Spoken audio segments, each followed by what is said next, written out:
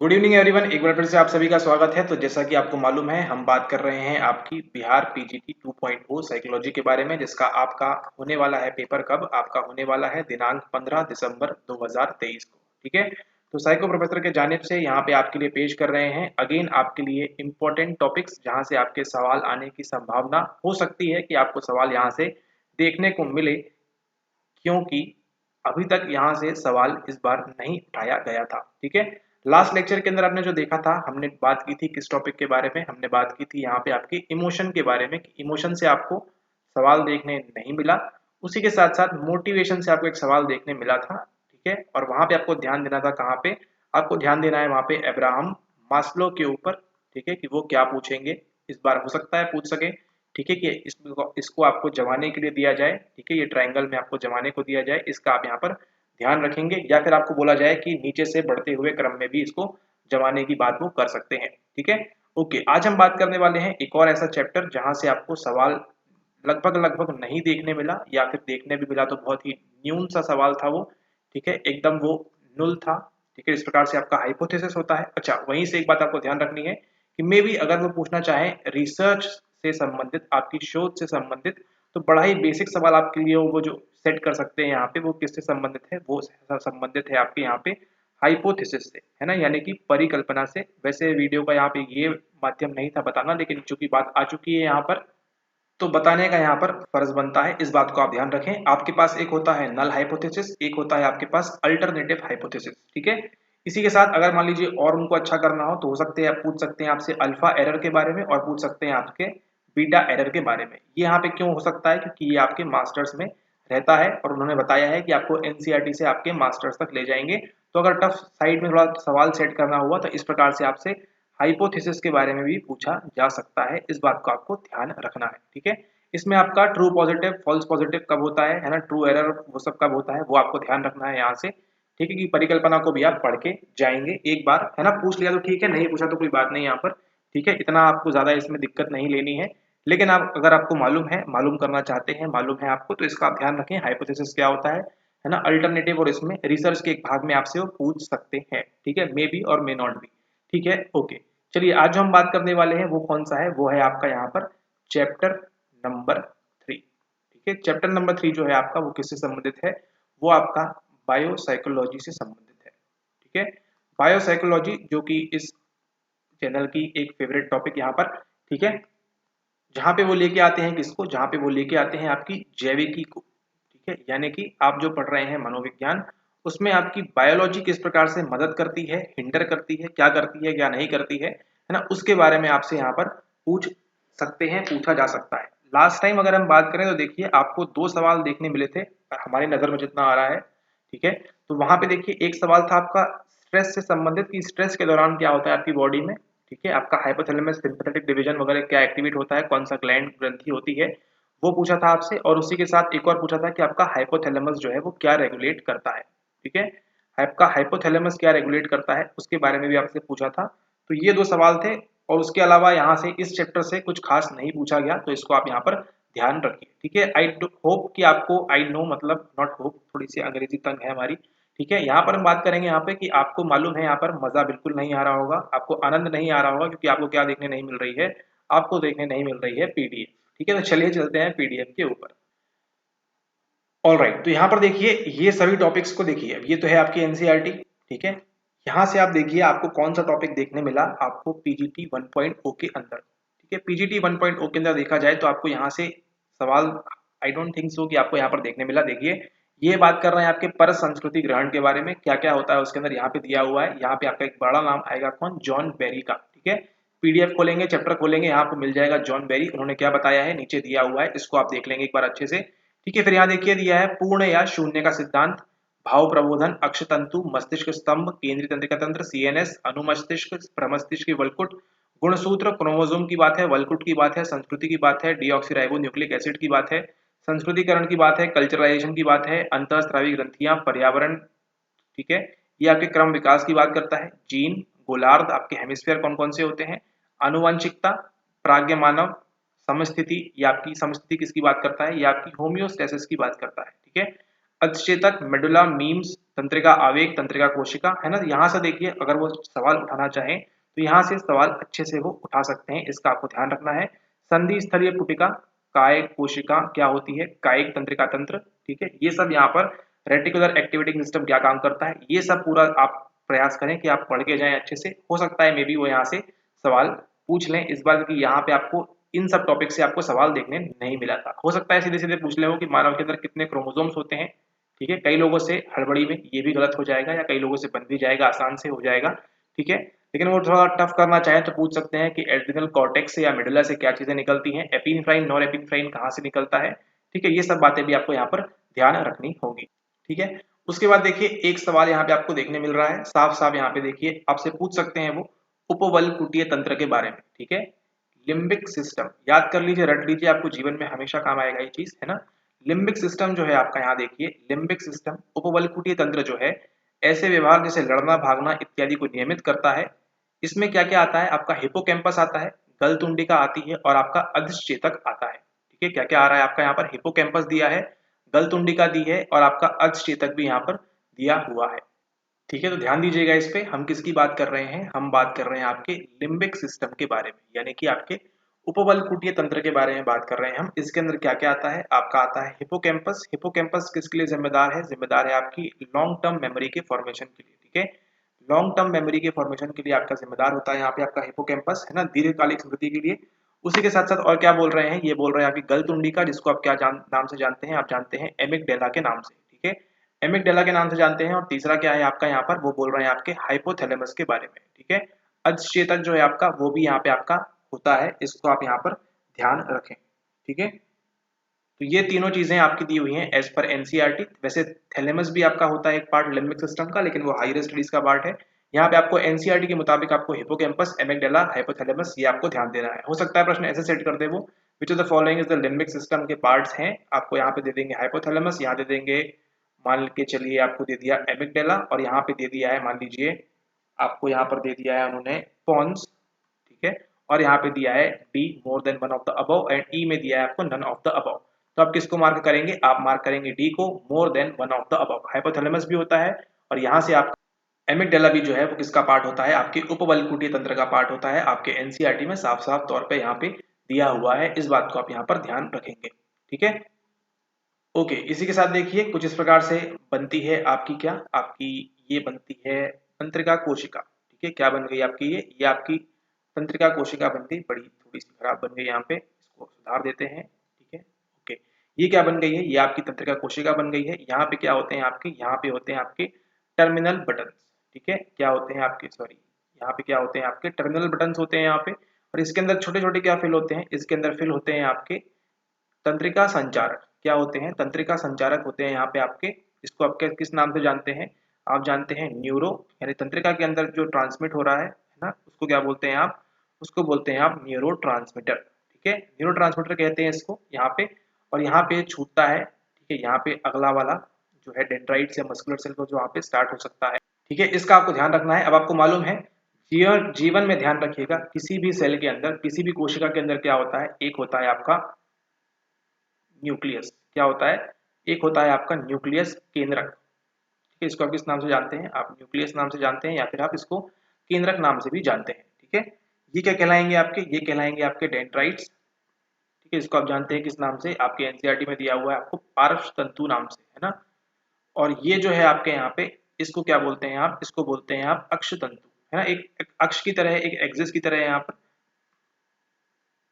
ठीक है। इसको क्या बोले आप, अक्षतंतु बोलते हैं। इसको आप जानते हैं एक्सॉन के नाम से, ठीक है, एक्सॉन के नाम से जानते हैं। एक और चीज ध्यान दीजिएगा, अब यहाँ पर देखिए ये तो है, और यहाँ पे एक पॉइंट होता है, जैसे ही इसको क्या बोलते हैं, और आप इसको बाकी का ये जो भाग है इसको आप बोलते हैं काय, यानी कि किसी भी सेल की बॉडी, ठीक है, बॉडी इसको आप बोलते हैं। और यहीं पर देखिए, यहीं पर आपके सेल के अंदर जो प्रोटीन बनाने का काम करता है वो कौन करता है, यहाँ देखिए वो काम करता है आपके निस्ल ग्रेन्यूल्स, ठीक है। नाम बस सुन लीजिए, निस्ल ग्रेन्यूल्स क्या करते हैं, आपकी प्रोटीन बनाते हैं किसके अंदर, राइबोसोम और एंडोप्लाज्मिक रेटिकुलम वाला काम जो करते हैं आपके, कौन करते हैं, वो आपके निस्ल ग्रेन्यूल्स करते हैं। कहाँ पे होते हैं, आपकी साइटोन के अंदर होते हैं, ठीक है। सवाल अगर आ जाएगा कि निस्ल ग्रेन्यूल्स, वैसे आएगा नहीं बट यहाँ पे बता दे रहे हैं, अगर कभी जीवन में कोई सवाल आता है तो आपको ध्यान रखना है, एक्सॉन पे नहीं मिलता है, कहाँ पे मिलता है आपको, ये डेंड्रॉन पे मिलता है और आपके यहाँ पर सोमा के अंदर मिलता है, यहाँ पे बॉडी के अंदर मिलता है। ठीक है, ओके। यहाँ पे जो पॉइंट दिख रहे हैं आप, यहाँ से क्या होता है, यहाँ से होता है आपका एक्सॉन हिलॉक स्टार्ट।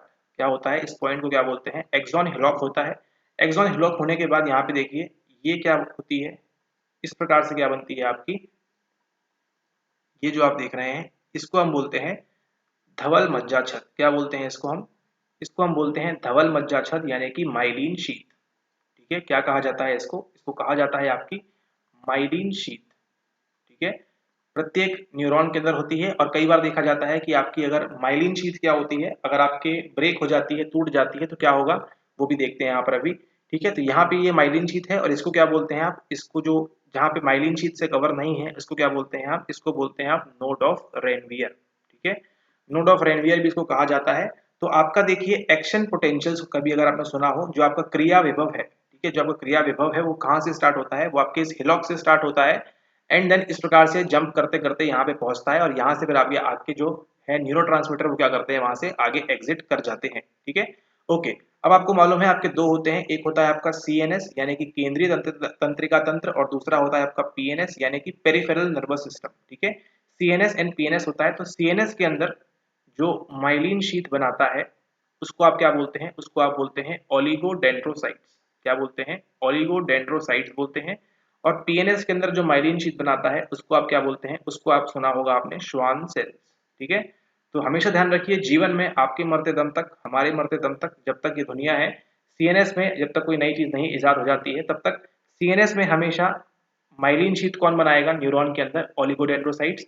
और पीएनएस के अंदर परिधि तंत्रिका तंत्र के अंदर कौन बनाएगा, ये बनाएंगे श्वान सेल।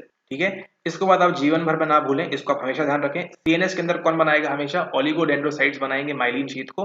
और पीएनएस के अंदर कौन बनाएगा, हमेशा बनाएगा आपका श्वान सेल्स बनाएंगे आपकी माइलिन शीथ को। ठीक है, मतलब ये आपका अक्षतंतु है, ये आपका एक्सॉन है, इसके अंदर ये जो माइलिन शीथ बन रही है इस प्रकार से गोल गोल। ठीक है, पीले रंग की हो सकती है, किसी अन्य रंग की हो सकती है। इसको कौन बनाता है, इसको बनाता है आपका सीएनएस के अंदर कौन बनाएगा, ये बनाता है आपका ओलिगोडेंड्रोसाइट्स। और पीएनएस के अंदर कौन बनाएगा, ये बनाता है आपके श्वान सेल्स। ठीक है, इससे क्या होता है, इससे इनकी रफ्तार तेज होती है, इसको आप ध्यान रखें। अच्छा, एक बात और ध्यान रखनी है आपको कि जब आपको मान लीजिए आपका जो है रेस्टिंग, जिसको बोलते हैं रेस्टिंग स्टेट में है ना, आराम की स्टेट में है, अगर क्या, अगर आपका सेल, अगर आपका न्यूरॉन जो है, आपकी जो तंत्रिका कोशिका है वो कौन सी है, वो आरामदायक अवस्था में है ना, या फिर चित्त अवस्था में है या रेस्टिंग स्टेट में है, तो इसके अंदर क्या होता है, इसके अंदर होता है -70 मिली वोल्ट का करंट।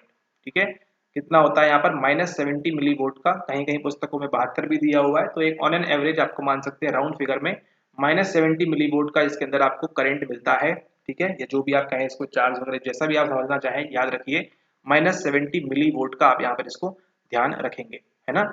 यानी कि जब कोशिका है आपकी, ये आपकी तंत्रिका कोशिका है, ये आराम कर रही है, रेस्टिंग स्टेट में है, तो इसके अंदर चार्ज कैसा है, नॉट चार्ज सॉरी, इसके अंदर कितना है यहाँ पे आपका -70 मिली वोल्ट है। ठीक है, ये कौन सी स्टेट में है, ये आरामदायक स्टेट में है, रेस्टिंग स्टेट में है, इसको आप यहाँ पर ध्यान रखेंगे।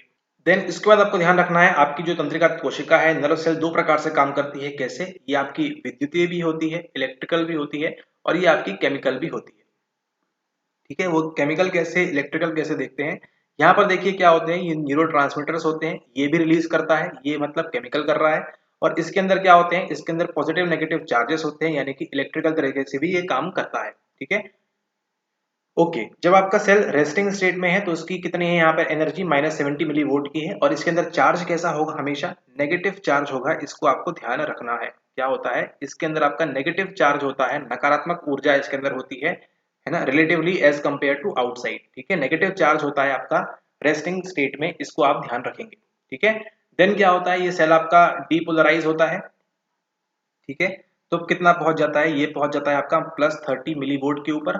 ठीक है, एंड देन क्या बोलते हैं, सेल क्या हो चुका है, इसका सेल का डीपोलराइजेशन हो चुका है। ठीक है, सेल क्या हो गया आपका, डीपोलराइज हो गया यहाँ पे, इसको आप ध्यान देंगे। ठीक है, एंड जब ये डीपोलराइज हो जाएगा तो क्या होता है, अंदर आपका जो है पॉजिटिव चार्ज हो जाएगा और बाहर क्या हो जाता है आपका नेगेटिव चार्ज हो जाता है, जस्ट इसका अपोजिट हो जाता है। ठीक है, रेस्टिंग स्टेट में नेगेटिव चार्ज रहेगा, जब पोलराइज डीपोलराइज हो जाएगा आपका सेल, जो न्यूरॉन है, तब क्या चार्ज हो जाएगा, तब अंदर पॉजिटिव हो जाएगा, बाहर नेगेटिव हो जाएगा। ठीक है, इसको आप ध्यान रखेंगे।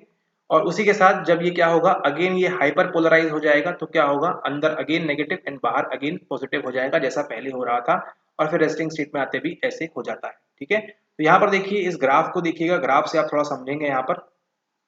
ठीक है, मान के चलिए ये है आपका कौन सी स्टेट में, ये है आपका -70 मिली वोल्ट। ठीक है, -70 मिली वोल्ट पे आपका चल रहा है यहाँ पे। ठीक है, ये आपका रेस्टिंग स्टेट में है। फिर इसको आपने क्या दिया, एनर्जी दी, और ये ऊपर गया ऊपर गया, ये आपका -55 वोल्ट मिली वोल्ट से, -55 से यहाँ पे क्या है, इसका थ्रेशोल्ड बोलते हैं इसको। ठीक है, यहाँ पे इसका थ्रेशोल्ड है। एंड देन अगेन जब ये ऊपर चला जाएगा यहाँ पे कितने पे, +30 मिली वोल्ट पे, तब हम क्या बोलेंगे, तब हम बोलेंगे इस पॉइंट पे आके सेल जो हो गया है, क्या हो गया है, सेल आपका डीपोलराइज हो गया है। ठीक है, सेल क्या हो गया है, सेल आपका डीपोलराइज हो गया है, +30 मिलीवोल्ट चार्ज हो गया है यहाँ पर देखिए। ठीक है, मतलब यहाँ पे कैसा है, अंदर नेगेटिव है बाहर पॉजिटिव है। ठीक है, यहाँ पे क्या हो जाएगा, अंदर नेगेटिव, अंदर पॉजिटिव है बाहर नेगेटिव यहाँ पर हो जाएगा। ठीक है, एंड देन क्या होता है, फिर ये जब फायर कर गया, फायर करने के बाद अगेन ये क्या होता है, -70 मिलीवोल्ट से नीचे आ जाता है, एंड देन अगेन यहाँ पे अपनी चला जाता है। इसको हम क्या बोलते हैं, इसको हम बोलते हैं हाइपर पोलराइजेशन। मतलब -70 से और नीचे -90 मिलीवोल्ट तक इसका चार्ज पहुंच गया था, है ना, इसका जो है पहुंच गई थी एनर्जी, तब हम क्या बोलेंगे, ये सेल कैसा हो चुका है, यहाँ पर ये हाइपर पोलराइज हो चुका है। एंड देन अगेन धीरे धीरे क्या होता है, अपने समस्या मतलब सुलझा लेता है और सामान्य स्तर पर अगेन -70 मिलीवोल्ट की जो रेस्टिंग स्टेट है उस पर यहाँ पर ये आ जाता है। इसको आप यहाँ पर ध्यान रखेंगे। ठीक है, तो 3 अवस्थाएं से आपका सेल गुजरता है, इसको आप ध्यान रखेंगे। ये आपका अगेन न्यूरॉन है। ठीक है, ये आपका न्यूरॉन है। पहले जब आपका क्या है, -70 मिली वोल्ट पे क्या रहेगा, -70 मिली वोल्ट पे क्या रहेगा, यहाँ पे अंदर नेगेटिव है बाहर कैसा है, पॉजिटिव है। ठीक है, फिर यहीं पे सेम चीज दूसरी होगी। अब ये क्या होगा, चेंज हो जाएगा। अब ये क्या हो गया है, +30 मिली वोल्ट पे पहुंच गया है इसका करंट, अंदर पॉजिटिव चार्ज हो जाएगा बाहर नेगेटिव चार्ज हो जाएगा। ठीक है, एंड देन अगेन सॉरी, यहाँ पर तीसरा जो होगा, ठीक है, वो क्या हो जाएगा आपका, तीसरा आपका हो जाएगा यहाँ पर अगेन अंदर नेगेटिव एंड बाहर पॉजिटिव। ठीक है, ये इस तरह रहेगा। यहाँ पे कैसा है, यहाँ पे -70 मिलीवोल्ट अभी बना हुआ है। अब देखिए क्या हो रहा है, अभी ये यहाँ पे -70 मिलीवोल्ट पे आ चुका है, ये रेस्टिंग स्टेट में है। रेस्टिंग स्टेट से जैसे ही चेंज होगा तो कितना आ जाएगा, यहाँ पर आ जाएगा। ठीक है, और यहाँ से जब ये यहाँ पे जंप करेगा तो क्या होगा, अगेन इसी वाली अवस्था में आ जाएगा जो यहाँ पर थी। ठीक है, ओके, और ये वाला सेल कितना पहुंच जाएगा, जब ये वाला आगे चला जाएगा, सॉरी ये वाला यहाँ आ जाएगा तो ये कितने पे पहुंच जाएगा, ये पहुंच जाएगा आपका -90 पे। एंड देन थोड़े टाइम बाद क्या होगा, अगेन ये -70 के ऊपर आ जाएगा। ठीक है, थोड़ा सा कंफ्यूजिंग है लेकिन कोई बात नहीं, आपको जो नाम ध्यान रखना है वो बस ये है कि सेल डीपोलराइज कितने पे होता है, सेल डीपोलराइज होता है आपका +30 मिलीवोल्ट के ऊपर। रेस्टिंग स्टेट में आपके सेल के अंदर चार्ज कितना होता है, वो होता है आपका -70 मिलीवोल्ट। ठीक है, और थ्रेशोल्ड जो है इसका, है ना, जब उद्दीप्त होने के लिए जो एक थ्रेशोल्ड चाहिए वो कितना होता है आपका, -55 मिलीवोल्ट के ऊपर होता है। अगर आपको नंबर लाइन आती है तो आपको मालूम है कि हम नेगेटिव से ऊपर जाते हैं। ठीक है, मतलब -77 आएगा, फिर -75 आएगा, फिर -50 आएगा, फिर -40 आएगा, फिर -30, फिर -20, फिर -10, देन 0 आएगा, उसके बाद 10, 20, 30 आएगा। ठीक है, कुछ लोग होंगे जिनको ये भी नहीं पता होगा तो उनको बता दें यहाँ पर, कोई इसमें शर्म की बात नहीं है। इस प्रकार से आप -70 से आप यहाँ पे 30 तक जाएंगे। आप ऐसा ना सोच लें कि 70 से 30 पास ही तो है, केवल इतना ही तो यहाँ पे जंप करना है, इतना जंप नहीं करता आपका सेल। आपका सेल यहाँ से लेके यहाँ तक इतने एनर्जी तक यहाँ पे ये जंप करता है। ठीक है, इसको आप ध्यान रखेंगे। यहाँ पर डीपोलराइज कितने पे होता है, थ्रेशोल्ड क्या है, और आपका रेस्टिंग पोटेंशियल पे कितना रहता है। ठीक है, ओके, एक बात और आपको ध्यान रखनी है, आपके किसके बारे में आपको ध्यान रखनी है, कभी आप जीवन में कंफ्यूजन नहीं होगा आपको हाइपो के बीच में एंड आपको हाइपर के बीच में। ठीक है, हाइपर मतलब क्या होता है, हाइपर मतलब होता है आपके उम्मीद से ज्यादा, है ना, हाइपर मतलब उम्मीद से ज्यादा, और हाइपो मतलब क्या है, उम्मीद से कम। ठीक है, उम्मीद से ज्यादा उम्मीद से कम, हाइपो मतलब छोटा, और आपका ये हाइपर मतलब बड़ा। ठीक है, ओके, तो यहाँ पर देखिए दो नाम आपको बताएंगे यहाँ पर, हाइपोथैलेमस। ठीक है, हाइपोथैलेमस, इसके अंदर आपको दो नाम दिख रहे हैं, इस हाइपो को काट दीजिए, यहाँ पे आप थैलेमस को काट दीजिए। थैलेमस का ही छोटा वाला पार्ट जो है वो क्या है आपका, हाइपोथैलेमस है, बात खत्म। मतलब अगर थैलेमस इतना है तो हाइपोथैलेमस कितना होगा, इतना होगा। ठीक है, इससे छोटा। समझ में आ गया आपको हाइपो मतलब, ओके। आगे चलते हैं, बात करेंगे हम हाइपर के बारे में। ठीक है, अभी आपने क्या देखा, हाइपर पोलराइज्ड। क्या देखा आपने, हाइपर पोलराइज देखा। सेल का रेस्टिंग पोटेंशियल में कितना था, -70 मिलीवोल्ट था, यानी कि पोलराइज्ड है अभी ये। ठीक है, -70 मिलीवोल्ट है। अब ये क्या हो गया, हाइपर हो गया। हाइपर मतलब क्या हो गया, और नीचे आ जाएगा, मतलब और उग्र हो जाएगा, यानी कि -90 मिलीवोल्ट तक आ गया है। ठीक है, इसमें क्या हो रहा है, -70 में ऐड हो रहा है तो -90 हो रहा है। ठीक है, चार्ज जो है अंदर, ठीक है, क्या हो रहा है, इंक्रीज हो रहा है, यानी हाइपर हो रहा है। ठीक है, इसको आप ध्यान रखें। इसी प्रकार से देखिए, आपकी जो पिट्यूटरी ग्लैंड है, इसके दो भाग होते हैं। एक होता है आपका एंटीरियर अग्र वाली, और दूसरा कौन सा होता है, दूसरा होता है आपकी पोस्टीरियर पीछे वाली। पोस्टीरियर से आपका जो निकलता है वो क्या निकलता है, वो आपका निकलता है एडीएच, एंटी ड्यूरेटिक हार्मोन, और दूसरा कौन सा निकलता है आपका यहाँ से, एक और निकलता है आपका यहाँ से ऑक्सीटोसिन। ठीक है, या फिर आपने सुना भी होगा, ऑक्सीटोसिन निकलता है आपका पोस्टीरियर से, और एक और निकलता है आपका एडीएच का दूसरा नाम, जिसको हम किस नाम से जानते हैं, वासोप्रेसिन। ठीक है, तो ऑक्सीटोसिन और वासोप्रेसिन ओवी जो है आपके कहाँ से निकलते हैं, आपके निकलते हैं पोस्टीरियर पिट्यूटरी से। और यहाँ पे जो आपके एंटीरियर से है, यहाँ से कई सारे हार्मोन्स निकलते हैं। उसमें एक प्रमुख हार्मोन है, वो कौन सा है, वो है आपका ग्रोथ हार्मोन। ठीक है, जो आपकी तरक्की के लिए, जो आपकी जो ग्रोथ है बॉडी की, ठीक है, आपकी हाइट लंबाई जो सारी चीजें हैं, उसके लिए कौन जिम्मेदार होता है, ये वाला हार्मोन, ये वाला अंतःस्राव जिम्मेदार होता है। चलिए यहाँ पर देखिए, ये जो आप देख रहे हैं पीयूष, किसी बच्चे का नाम नहीं है, ये क्या है, यही आपकी पिट्यूटरी ग्लैंड है। ठीक है, इसके थोड़ा सा ठीक पीछे यहाँ पे क्या होती है, आपकी पीनियल ग्रंथि होती है। पीनियल ग्लैंड आपकी जो है निकालती है स्लीप के लिए हार्मोन, अगर आपको मालूम है तो उसका नाम दे दीजिएगा। ठीक है, ओके, तो ये पीयूष ग्रंथि है, ये क्या है, ये आपका देखिए यहाँ पे दिखा रहे हैं। ठीक है, कहाँ पे दिखा रहे हैं, ये दिखा रहे हैं पीयूष ग्रंथि। ठीक है, अब हमारी पीयूष ग्रंथि देखिएगा। ठीक है, ये है, ये, ठीक है,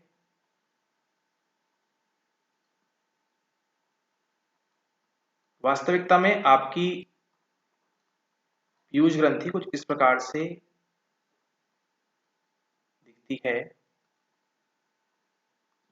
कुछ इस प्रकार से है ना, ये कुछ इस प्रकार से दिखती है। ये क्या है, ये आपका है हाइपोथैलेमस। क्या है आपका, ये हाइपोथैलेमस है आपका ये। ठीक है, ये क्या है आपका, ये आपका अधचेतक है ना, चेतक का आधा अधचेतक, इसलिए आपका हाइपोथैलेमस है ये। हाइपोथैलेमस से देखिए, हाइपोथैलेमस के जो न्यूक्लियस है, इनके जो एक्सॉन्स है वो क्या रहते हैं, यहाँ पे इस प्रकार से लटकते रहते हैं, और तब जाके आपकी ये पिट्यूटरी ग्लैंड का निर्माण होता है। ठीक है, थोड़ा सा उच्च स्तर की बात है, लेकिन आप समझने का प्रयास करें, यहाँ पर आप कभी नहीं भूलेंगे। तो आप हमेशा ध्यान रखिएगा, अगर सवाल ऐसा भी आता है कि पिट्यूटरी ग्लैंड किसके नजदीक होती है या कौन रेगुलेट करता है, थोड़ा बहुत रेगुलेट कहाँ से होता है, थोड़ा बहुत नहीं, मतलब काफी कुछ ही रेगुलेट कहाँ से होता है, आपके हाइपोथैलेमस से होता है। क्योंकि देखिए, हाइपोथैलेमस से जस्ट लगी हुई आपकी कौन सी ग्लैंड है, कौन सी ग्रंथि है, ये है आपकी पीयूष ग्रंथि। ठीक है, और इसको हम क्या किस नाम से जानते हैं, हम मास्टर ग्लैंड से भी जानते हैं नाम। ठीक है, तो सवाल आ जाएगा कि मास्टर ग्लैंड कौन सा है। आंख बंद करके, पट्टी बांध के, कैसे भी गीली पट्टी सूखी पट्टी कैसे भी पट्टी बांध के, हमेशा मास्टर ग्लैंड कौन सा रहेगा, आपका पीयूष ग्रंथि आपकी मास्टर ग्लैंड रहेगी। ठीक है, इसके अलावा कोई भी मास्टर ग्लैंड आपके शरीर में नहीं है, केवल और केवल कौन सा है, वो है आपकी पिट्यूटरी ग्लैंड। कौन सा है आपका, पिट्यूटरी ग्लैंड है आपके मास्टर ग्लैंड, हमेशा ध्यान रखिएगा इस बात को। तो आपके जो मास्टर ग्लैंड है, इसके दो भाग होते हैं। ये वाला जो दिख रहा है, ये आपका एंटीरियर पिट्यूटरी है, ये वाला जो दिख रहा है आपका पोस्टीरियर पिट्यूटरी है। अब एंटीरियर की बात करें, एंटीरियर से कई सारी चीजें निकलती हैं, उसमें से क्या है, एक आपका ग्रोथ हार्मोन है। ठीक है, और भी कई निकलता है, टीएच थायरोइड हार्मोन भी निकलता है, और भी कई सारी चीजें निकलती हैं जो इस लेक्चर के स्कोप से, आलोक से बाहर है। ठीक है, और यहाँ पे देखिए, ये है आपका निकलता है क्या, यहाँ से ऑक्सीटोसिन निकलता है, और यहाँ से क्या निकलता है, यहाँ से निकलता है आपका एक और वासोप्रेसिन। ठीक है, ये आपके लिए इंपॉर्टेंट है, यहाँ से पूछ सकता है मे बी। ऑक्सीटोसिन, वासोप्रेसिन, इसी का एक और नाम क्या है आपका, एडीएच है ना, एंटी ड्यूरेटिक हार्मोन। ये भी पूछ सकते हैं आपसे, एंटी ड्यूरेटिक हार्मोन कहाँ से निकलता है, आंख बंद करके कहाँ से निकलेगा, पीपीजी से आपका ये निकलता है। ठीक है, इसमें थोड़ा सा और खेला यहाँ पर ये है कि कोई कहीं पे स्रावित होता है, कहीं से रिलीज होता है ना, यहाँ भी दो सवाल है, सिंथेसिस कहाँ से होता है और रिलीज कहाँ से होता है। ठीक है, ये भी एक मसला है यहाँ पे, इसको आप ध्यान रखेंगे। सिंथेसिस ये हाइपोथैलेमस में होता है, रिलीज कहाँ से होगा, आपके यहाँ पे पिट्यूटरी से रिलीज होगा। मतलब ठीक उसी प्रकार से कपड़ा बनता कहाँ पे है, फैक्ट्री में बनता है, रिलीज कहाँ से होता है, दुकानदार के पास से होता है। ठीक है, ओके। अब यहाँ देखिए, हम नहीं कह रहे, यही कह रही है आपकी, यह ग्रंथि कपाल में अधचेतक के ठीक नीचे स्थित होती है। कैसे होती है वो भी आपने देख लिया। ठीक है, इसके जो न्यूरॉन है, अब आपको मालूम है न्यूरॉन होते हैं, न्यूरॉन के क्या होते हैं, एक्सॉन्स होते हैं। तो ये जो एक्सॉन्स हैं, ऐसे कई सारे लटकते हुए आते हैं, और ये ग्लैंड बन जाती है, ग्रंथि बन जाती है। ठीक है, पीयूष ग्रंथि अग्र पीयूष और पश्च पीयूष में विभक्त है, यानी कि anterior pituitary and posterior pituitary. ठीक है, अग्र पीयूष अधचेतक से प्रत्यक्षतः जुड़ी होती है, और इसके अंतःस्रावी स्रावों को नियमित करती है। कौन सी वाली, अग्र पीयूष अधचेतक से बोल रहे हैं यहाँ पर। पीयूष ग्रंथि समृद्धि अंतःस्राव और अन्य कई अंतःस्रावों को स्रावित करती है, जो हमारे शरीर में पाई जाने वाली अन्य कई अंतःस्रावी ग्रंथियों के स्रावों का निर्देशन एवं नियमन करते हैं। याद करिए स्ट्रेस का वो लेक्चर, यहाँ पे आपको बता रहे थे, स्ट्रेस में क्या होता है, आपका एक निकलता है सीआरएफ, कॉर्टिकोट्रोपिन रिलीजिंग फॉलिसिल इस प्रकार से चीज निकलती है और वो क्या बोलती है, आपके पीजी को बोलती है कि वहां से हमको कुछ छोड़ना है, वहां से क्या छूटता है, देन एसीटीएच छूटता है, एंड देन आगे आपका एडिनल ग्लैंड से और चीजें निकलना स्टार्ट होती है। कारण क्या है, यही पीयूष ग्रंथि है। ठीक है, इसी पीयूष ग्रंथि को हम क्या जानते हैं, मुख्य ग्रंथि के नाम से जानते हैं। कुछ अंतःस्राव जीवन पर्यंत धीमी गति से स्रावित होते हैं, स्लोली स्लोली होते रहते हैं, जबकि दूसरे अन्य जीवन में उपयुक्त समय पर प्रवाहित होते हैं। उदाहरण देखिए क्या दे रहे हैं, समृद्धि की बात कर रहे हैं, ग्रोथ हार्मोन की बात कर रहे हैं। अंतःस्राव पूरी बाल्यावस्था में स्थिरता पूर्वक प्रवाहित होते रहते हैं, धीरे धीरे आपको जो है इन्फ्लुएंस करते हैं, लेकिन किशोर अवस्था में आपके जो हार्मोन्स है काफी ज्यादा एक्टिव हो जाते हैं, आपकी बॉडी में आपको फिजिकल चेंजेस काफी ज्यादा यहाँ पर देखने मिलते हैं कुछ स्फुरण के साथ। लेकिन जनन ग्रंथि, पोषक हार्मोन यौनारंभ की अवस्था में प्रवाहित होते हैं, जो लड़कियों और लड़कों में स्त्रियोचित एवं पुरुषोचित अंतःस्रावों को उद्दीप्त करते हैं। देन आगे जाके वो गोनाइड्स एंड ओवरीज को भी करते हैं। कहाँ से निकल रहा है पूरा मामला, आपकी पीयूष ग्रंथि से पूरा मामला निकलता है। इसके फलस्वरूप मूल और गौण लैंगिक परिवर्तन होते हैं। ठीक है, यही पूरा काम है आपके यहाँ पर।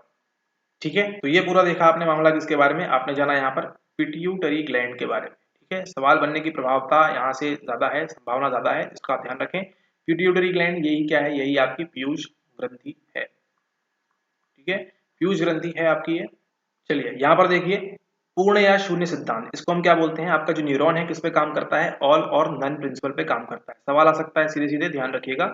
आपका ये जो न्यूरॉन है किस पे काम करता है, ऑल और नन प्रिंसिपल पे काम करता है। जैसे कि आप, ये है आपके घर का बोर्ड और यहाँ पे लगा हुआ है बटन। ठीक है, ये बटन लगा हुआ है, या तो इसको क्या करेंगे आप, ये अभी कौन सी है, ऑफ है, और ये क्या है, ऑन है। इसके दो ही ऑप्शन है, या तो आप इसको क्या कर दें, या इसको आप ऑन कर दें, या इसको आप ऑफ कर दें। ठीक है, बीच का कोई यहाँ पे बुद्धिज्म की तरह, यहाँ पे बौद्ध धर्म की तरह यहाँ पे कोई मध्यम मार्ग नहीं है, है ना। या तो ऐसा नहीं बोल सकते पंखा थोड़ा सा चला दो, या फिर बीच में कभी आपने प्रयास भी किया हो बीच में इस प्रकार से बटन रखने का, तो बटन कभी रहता नहीं है, एक्सेप्शन केस होते हैं, बट स्टिल कभी बटन इस प्रकार से बीच में रुकता नहीं है ना, या तो वो बंद हो रहता है या वो चालू हो जाता है। ठीक है, यही क्या है, यही आपका पूर्ण या शून्य का सिद्धांत है। ऑल और नन प्रिंसिपल आपका यही है। या तो आपका न्यूरॉन जो है वो फायर करेगा, यानी कि वो डीपोलराइज होगा, या फिर वो अपनी रेस्टिंग स्टेट में ही रहेगा। या तो उसका स्तर -70 मिलीवोल्ट रहेगा, या फिर वो +30 पे चला जाएगा। ठीक है, इसके मध्य में कभी कुछ नहीं रहता। ठीक है, अगर आपका स्टिमुलस, अगर आपका उद्दीपक इतना स्ट्रॉन्ग है, ठीक है, कि क्या कर सके, उसको उद्दीप्त कर सके, तो -70 से सीधे कहाँ फेंकेगा, वो +30 पे फेंकेगा। अगर आपका स्टिमुलस बहुत कमजोर है तो क्या होगा, वो आपका यहाँ पर -70 मिलीवोल्ट पे ही रह जाएगा, है ना। किस पे काम करता है, आपके पूर्ण या शून्य सिद्धांत के ऊपर काम करता है। ठीक है, ओके, ये आपने देख लिया। अक्षतंतु क्या है, ये आपका एक्सॉन है। ठीक है, एक्सॉन, एक्सॉन टर्मिनल देख लिया आपने, इस प्रकार से एंड होता है। यहाँ पे इसके होते हैं बटन्स, टर्मिनल बटन्स, और उससे क्या निकलता है, आपके न्यूरोट्रांसमीटर्स निकलते हैं। ठीक है, ये आपका सीएनएस है। सीएनएस के अंदर दो भाग होते हैं, एक है आपका ब्रेन और एक है आपका कौन सा, एक है आपका स्पाइनल कॉर्ड। ठीक है, ओके, ये आपका सेरिबेलम है, अनुमस्तिष्क है, यहाँ पर छोटा मस्तिष्क जो आपके पीछे होता है। देन यहाँ पे देखिए गुणसूत्र की बात कर रहे हैं, यहाँ पे ये क्या है, आपके क्रोमोसोम्स कितने होते हैं, 46। ठीक है, वलकुट दिया हुआ है, संस्कृति दी हुई है, डीऑक्सीराइबोन्यूक्लिक एसिड है आपका। ठीक है, जिसमें आपकी कोडिंग वगैरह होती है, आपकी जीन। अंतःस्रावी ग्रंथियां देखिए आपने, प्रमुख देखा इसके अंदर आपका एमजी मास्टर ग्लैंड देखा, कौन सा है आपका पिट्यूटरी ग्लैंड है। किससे कनेक्टेड रहता है, आपके अधचेतक से कनेक्टेड रहता है, यानी कि आपके हाइपोथैलेमस से ये कलेक्टेड रहता है। ठीक है, इस प्रकार से दो भाग होते हैं, एंटीरियर एंड पोस्टीरियर। ठीक है, ओके, और फिर देखिए यहाँ पर ये है आपका केंद्रक भी देखा आपने, न्यूक्लियस देखा, तंत्रिका कोशिका देखी आपने किस प्रकार से दिखती है। अच्छा, एक बार और देखना है यहाँ पे कैसा डायरेक्शन रहता है इनका, यूनी डायरेक्शनल रहता है। ठीक है, यूनी डायरेक्शनल रहता है, क्यों रहता है बताते हैं अभी आपको। और उसके बाद देखिए यहाँ पे आपका कायिक तंत्रिका तंत्र है, सोमैटिक नर्वस सिस्टम, प्रजाति संधि स्थलीय पुटिका यहाँ पर दी हुई है। ठीक है, ये आपकी कंकालीय पेशी की बात कर रहे हैं इसके अंदर। चलिए यहाँ पे बात करेंगे हम इसके डायरेक्शन की। ठीक है, ये है आपका, ये इस प्रकार से ये था, इस प्रकार से बनाया था यहाँ पे। ठीक है, ओके, तो देखिए यहाँ पे क्या होगा, मान लीजिए ये आपके हाथ की, ये आपके पाम की, जिसको आप कहते हैं पाम। ठीक है, पाम है आपका जो, आपकी जो हथेली है, हथेली है आपकी, हथेली में मान लीजिए एक न्यूरॉन है ना। तो हथेली में कौन सा रहेगा बताइएगा जरा, पीएनएस रहेगा या सीएनएस रहेगा। ठीक है, चलिए ओके, तो यहाँ पर देखिए ये आपका जो है ये केंद्रक बना हुआ है। ठीक है, ओके, तो यहाँ पे आपकी हथेली है, हथेली में एक न्यूरॉन है आपके अंगूठे के पास, ये वाला। ठीक है, और मान लीजिए वहां पे हम क्या करते हैं, वहां पे हम एक पिन गड़ाते हैं। क्या कर दिया हमने, वहां पर एक पिन गड़ा दी हमने। तो पिन जैसे ही हमने गड़ाई तो क्या हुआ, अभी कितने पे है ये, -70 मिलीवोल्ट पे है। जैसे ही हमने पिन गड़ाई कितना बढ़ जाएगा, ये +30 पहुंच जाएगा। ठीक है, तो -70 पे कितना था पहले देखते हैं, -70 पे अंदर पूरा क्या बना हुआ है, अंदर पूरा नेगेटिव है, बाहर पूरा पॉजिटिव चार्ज लगा हुआ है। ठीक है, लेकिन जैसे ही हम क्या करते हैं, जैसे ही हम +30 का दे देते हैं, तो यहाँ पर देखिए क्या होगा, जैसे ही हमने कितना पे कर दिया, +30 पे इसको ले गए हम, मतलब जैसे ही हमने क्या कर दिया यहाँ पर, जैसे ही हमने पिन गड़ा दी, जैसे ही हमने पिन गड़ा दी तो अंदर क्या हो जाएगा देखिएगा, अंदर अब आपका पॉजिटिव हो जाएगा चार्ज सेल का, और बाहर कैसा हो जाएगा, बाहर ये पूरा नेगेटिव हो जाएगा। ठीक है, अगेन क्या होगा, ये जैसे ही यहाँ से सेंड कर देगा, मतलब खैर बहुत फास्ट होता है, ये यहाँ से यहाँ पहुंचेगा, उतने बाद में ही ये चेंज हो जाएगा अगेन, फिर ये आगे जाएगा, ये वाला भी अगेन वापस -70 पे आ जाएगा। ठीक है, यहाँ पे कितना है, +30 चल रहा है, देन ये वाला यहाँ जंप करेगा तो अगेन ये -70 पहुंच जाएगा। धीरे धीरे वही सेम प्रोसीजर इस प्रकार से जो होती है, ठीक है, सेम लागू होगा यहाँ पर भी। और फिर ये क्या होगा, यहाँ से बाहर चला जाएगा और यहाँ पे अगेन दूसरा कोई न्यूरॉन होगा N2, तो उसको आगे संदेश भेज देगा। ठीक है, तो डायरेक्शन देखिए कहाँ से स्टार्ट हुआ, ये आपके पार्श्व तंतु से स्टार्ट हुआ, डेंड्राइट से स्टार्ट हुआ, देन नेक्स्ट कहाँ पहुंचा, आपके एक्सॉन पहुंचा, देन एक्सॉन टर्मिनल पे पहुंचा, एंड देन अगेन वो एग्जिट कर गया। हमेशा ये जो डायरेक्शन है कैसा रहेगा, हमेशा ऐसा ही रहेगा। ठीक है, या फिर इसको आप डेंड्राइट लिख सकते हैं, देन आपके काय लिख सकते हैं, सोमा लिख सकते हैं, देन आप अक्षतंतु लिख सकते हैं, और इस प्रकार से मतलब डायरेक्शन कैसा रहेगा, इसी प्रकार से डायरेक्शन रहेगा। इसको हम क्या बोलते हैं, एक देशीय या यूनिडायरेक्शनल भी इसको कह सकते हैं। ठीक है, एक दिशा वाला, ठीक है, यूनिडायरेक्शनल रहेगा, हमेशा ध्यान दीजिएगा इस बात पे आप। ठीक है, डेंड्राइट से स्टार्ट होगा, डेंड्राइट आएगी आपकी सबसे पहले, देन आपकी सोमा आएगी बॉडी, देन आपका एक्सॉन आएगा, एक्सॉन में जाएगा पूरा टर्मिनल में, और फिर आपके टर्मिनल बटन्स आएंगे। ठीक है, हमेशा न्यूरॉन इसी प्रकार से यहाँ फायर करेगा, कभी आप इसको उल्टा हुआ नहीं पाएंगे। ठीक है, इस बात का आपको यहाँ पर ध्यान रखना है। ठीक है, ओके। और यहाँ से जो छूटता है वो क्या है, वो है आपका न्यूरोट्रांसमीटर। क्या छूटते हैं, आपके न्यूरोट्रांसमीटर छूटते हैं यहाँ से, इसको आप ध्यान रखेंगे। सबसे पहले जो न्यूरोट्रांसमीटर देखा गया था वो क्या था आपका, वो था आपका एसिटिल कोलिन। ठीक है, एसिटिल कोलिन जो था, इसको आप जानते हैं ACH नाम से। ठीक है, ACH नाम से जानते हैं आप, ये है। इसी प्रकार से आपने और भी सुना होगा डोपामीन वगैरह, है ना, डोपामीन सुना है आपने, आपने सेरोटोनिन सुना होगा। ठीक है, 5-HT। ठीक है, ये सब जो न्यूरोट्रांसमीटर है कैसे होते हैं, यही फायर करता है एंड देन छूट जाते हैं, फायर करता है एंड देन छूट जाते हैं, फायर करता है एंड देन ये छूटते हैं। ठीक है, तो आपने सुना होगा कभी कभी आप जब खुश होते हैं तो क्या होता है, डोपामिन रिलीज होता है, दुखी होते हैं तो और कुछ रिलीज होता है, तो वो सब क्यों है, इसी कारण से होता है। ठीक है, क्योंकि आपने क्या किया, आपका जो न्यूरॉन है वो फायर करता है एंड देन ये न्यूरोट्रांसमीटर जो है वो डोपामिन आपका रिलीज कर देता है, और डोपामिन के छूटते ही आपको जो है खुशी वगैरह का अनुभव वहां पे होता है। इस तरह की बातें इसके अंतर्गत होती है। ठीक है, तो ये सारी बातें आप ध्यान रखेंगे। आपने काफी कुछ सीखा इस लेक्चर के अंदर, काफी आपको यहाँ पर ये पसंद आया होगा, तो पसंद आया होगा तो आप लाइक जरूर कर दीजिएगा इसको, नहीं आया है तो क्या कर दीजिए, शेयर कर दीजिए दूसरों के साथ, उनको शायद पसंद आ जाए, और ये आपकी इच्छा है, आप इसको करना चाहें तो कर सकते हैं। ठीक है, इसी के साथ वीडियो को यहाँ विराम देते हैं। आपने यहाँ पर जाना टॉपिक नंबर 3 के बारे में, आपके विकास और जीन के बारे में यहाँ पर। ठीक है, नॉट विकास बट आपके जैविक विकास के बारे में क्या क्या आपको पढ़ना है, हार्मोन्स वगैरह आप देखेंगे अच्छे से क्या क्या होता है, आपके ब्रेन के स्ट्रक्चर वगैरह के बारे में यहाँ दिया हुआ है, उनको भी आप यहाँ पे नजर फरवाएंगे, आप यहाँ पे इसके बारे में आप ध्यान देंगे यहाँ पर। ठीक है, ये सारी चीजें जो है आपको कवर करके जाना है अच्छे से। हो सकता है मैं भी आपको आने वाले PG 2.0 के अंदर यहाँ से आपको सवाल देखने को मिल सकता है। ठीक है, क्योंकि ये जो है अछूते पॉइंट है, इसलिए आपको बता रहे हैं यहाँ पर, इसको 1.0 में ध्यान नहीं दिया गया था, तो मे भी आपको हाइपोथैलेमस के बारे में पूछ सकते हैं, थैलेमस के बारे में पूछ सकते हैं, एमिगडाला जो एक सवाल बनता है हमेशा फेवरेट, इमोशन कहाँ से रेगुलेट होते हैं, बड़ा ही आसान सवाल, हर कोई इसमें 1 नंबर लाएगा आपके एमिगडाला से, आपके गलतुंडिका से। ठीक है, इसको आपको ध्यान रखना है। और लॉन्ग टर्म मेमोरी कहाँ जाती है, आपकी हिपोकैम्पस में जाती है, इसको आप ध्यान रखें। ठीक है, और ऑप्शंस आपको कैसे मिलते हैं, ABCDE मिलते हैं, तो हमेशा ध्यान रखना है आपको कि D भी ऑप्शन हो सकता है ना। ऐसा नहीं कि आपको अगर A के बारे में मालूम है तो हमेशा आप सही होंगे, B भी आप देखिएगा। जैसे आपने हिपोकैम्पस देखा, आपने A मार्क कर दिया, लेकिन आप एमिगडाला यहाँ पर देखना भूल गए, जो दोनों ही किसका पार्ट है, आपके वल्कुटीय तंत्र का, सॉरी उपवल्कुटीय तंत्र का पार्ट है, लिम्बिक सिस्टम का पार्ट है। ठीक है, इसको आप ध्यान रखेंगे। यहाँ पे ऑप्शन नंबर D भी हो सकता है, एंड कभी कभी यहाँ पे कुछ भी दे देंगे, और या ऑप्शन नंबर E भी हो सकता है। ठीक है, ऑल राइट, इसी के साथ इस वीडियो को समाप्त करते हैं, एंड धन्यवाद।